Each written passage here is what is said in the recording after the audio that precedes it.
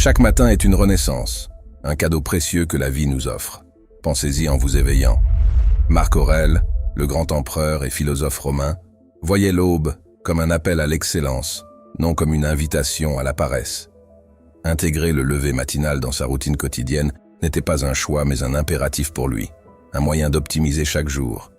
Il comprenait que le sommeil, loin d'être une perte de temps, est une restauration vitale de notre énergie, essentielle à nos accomplissements.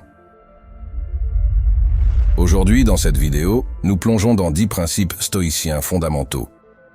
Des clés pour forger des habitudes qui soutiennent vos ambitions à long terme. Gardez à l'esprit que les transformations majeures prennent racine dans de petites modifications quotidiennes. Ne sous-estimez jamais la puissance d'une matinée bien exploitée. Alors, avant de poursuivre, je vous lance un défi. Ne zappez pas cette vidéo. Si vous êtes ici, c'est que vous aspirez à être plus, à être l'exception. Immergez-vous totalement dans ce qui va suivre et laissez chaque mot imprégner votre esprit. Installez-vous confortablement. Créez un espace propice à la réflexion et à l'apprentissage. Nous sommes sur le point de débuter un voyage enrichissant à travers les enseignements stoïciens. Alors, sans plus attendre, plongeons dans notre premier point. Prêts? Commençons. Découvrez l'eudémonia, le secret grec ancien pour des matins productifs et une vie épanouie. Eudémonia, souvent traduit par bonheur, va au-delà de cette simple définition. C'est l'accomplissement de votre plein potentiel, la réalisation de votre véritable nature. Chaque matin offre une nouvelle opportunité de se rapprocher de cet idéal. Des matins focalisés et productifs ne sont pas seulement des débuts de journée réussis, ils sont les fondations d'une existence riche et pleine. À l'inverse, des matins sans but peuvent conduire à des journées dénuées de sens et à une vie insatisfaisante. Mais c'est quoi exactement l'eudémonia? C'est votre raison de vous lever le matin, votre quête ultime.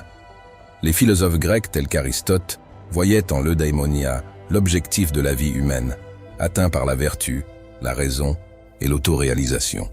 Votre quête personnelle d'eudémonia pourrait être une passion longtemps oubliée, une compétence que vous souhaitez développer, ou tout ce qui donne un sens profond à votre vie.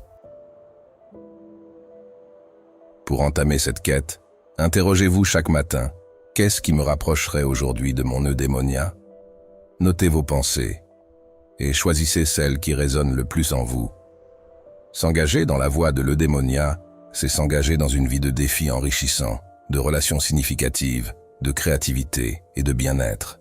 Donnez-vous chaque matin une raison puissante de vous lever, un objectif qui nourrit votre âme et vous propulse vers la réalisation de votre potentiel. Préparez vos matins. Comme le soulignait Marc Aurèle, tous nos efforts doivent être dirigés vers un but final. Sans cela, tout acte est vain. Devenir une personne matinale va bien au-delà de la simple action de régler un réveil pour 5 heures du matin. Ceux qui réussissent à optimiser leur matin ont une routine, non seulement au réveil, mais aussi avant de se coucher. Rappelez-vous, vous ne contrôlez pas votre conscience pendant le sommeil, mais vous pouvez influencer vos activités nocturnes pour un réveil plus efficace. Commencez dès ce soir.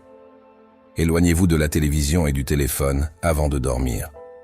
Faites un pacte avec vous-même pour éviter les écrans au lit. Préparez également votre environnement pour le lendemain. Par exemple, si vous prévoyez d'aller au sport, préparez vos vêtements de sport la veille. En les disposant prêts à l'emploi, vous vous économisez des efforts matinaux.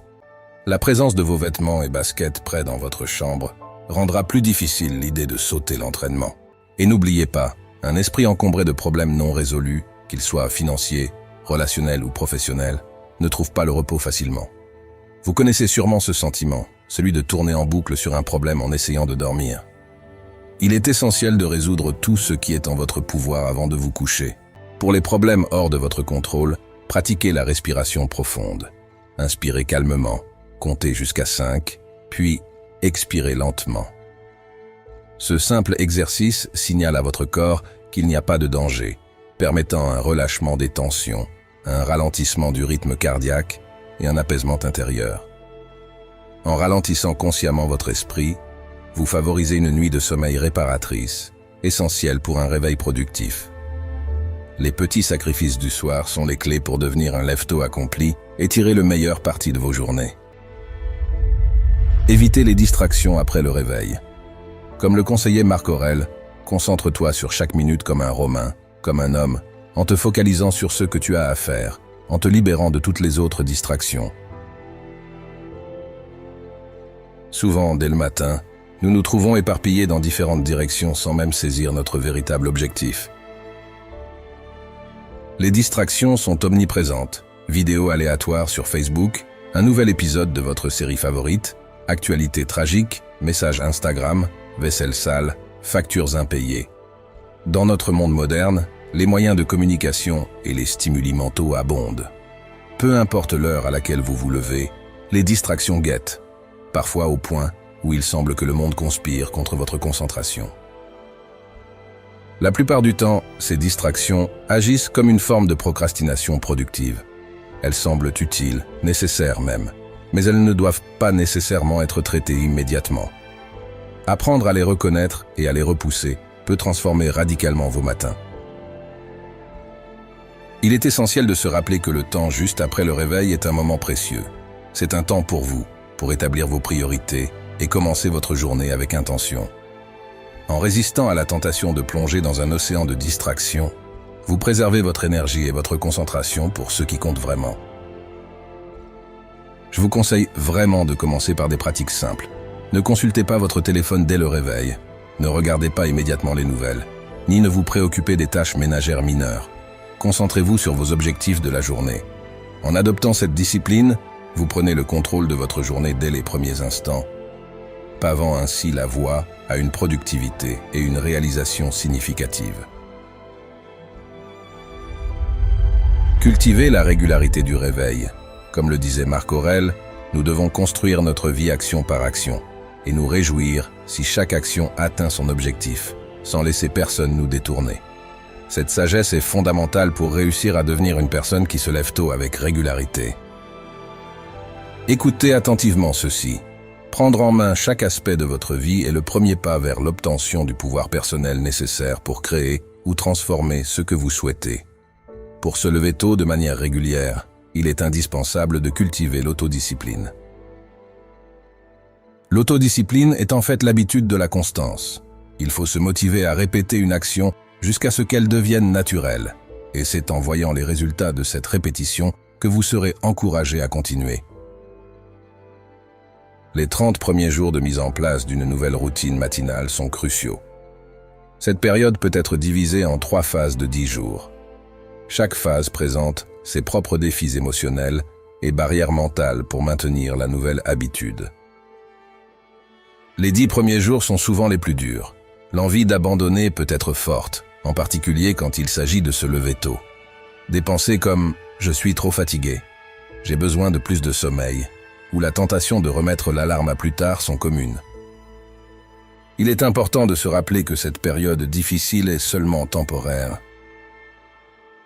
Ensuite, il y a la deuxième phase, qui va du 11e au 20e jour, bien que toujours inconfortable, devient plus facile à gérer. Vous commencez à vous habituer à votre nouvelle routine et à en percevoir les avantages.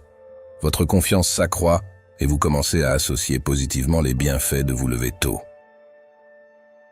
La troisième phase est celle de la transformation réelle. Votre perception change de « je ne suis pas une personne du matin » à « je suis une personne du matin ». Au lieu de redouter le réveil, vous commencez à vous réjouir à l'idée de commencer une nouvelle journée, car vous avez réussi à le faire pendant plus de 20 jours consécutifs. Vous ressentez enfin les bénéfices de cette habitude. Ce processus est conçu pour intégrer l'habitude de se lever tôt dans votre identité. Une fois que vous vous identifiez à cette nouvelle manière de vivre, il devient plus facile d'agir de cette façon. Prenez les choses avec facilité. Comme Marc Aurèle nous le rappelle, portez attention à l'instant présent et demandez-vous pourquoi cela vous semble-t-il insupportable. Pourquoi ne puis-je pas endurer cela? Si cette question vous met mal à l'aise, c'est probablement parce que notre cerveau tend naturellement à privilégier la gratification instantanée, favorisant ainsi les récompenses à court terme au détriment des avantages à long terme. C'est la raison pour laquelle 95% des gens abandonnent leur routine d'exercice dans les 10 premiers jours.